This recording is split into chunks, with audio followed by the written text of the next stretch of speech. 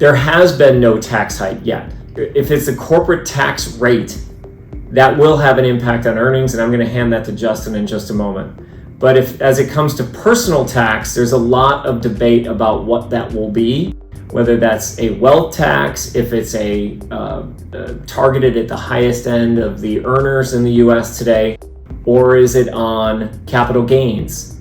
All of these are unknowns at this time, and as we see it, there is a lot of speculation about negotiation of where that will ultimately lie. There was a very interesting Barron's article just written where there is literally no correlation, zero correlation between tax hikes or capital gains taxes that have had an impact either preceding or post any historical cycle since 1900.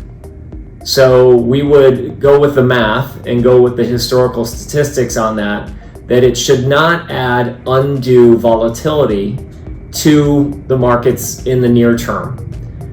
These are clearly correlated with spending that could offset the ultimate outcome of the behavior of the consumer and the economic outcome, and therefore corporate earnings could be driven one way or another based on the overall economic condition and better jobs and higher wages, and the better affluent participants can just spend more.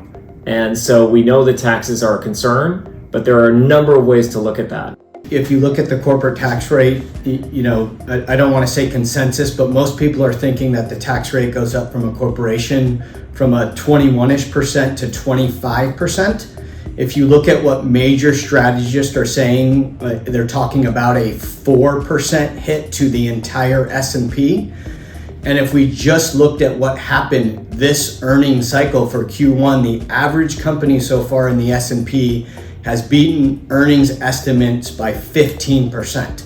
And I think Doug just mentioned it, you also have spending and stimulus that isn't factored into corporate profits next year. So putting it all together, if we just look at earnings estimates probably being too low for 2021 and 2022, plus the stimulus, it is possible that this can more than offset possible tax hikes from a corporation level.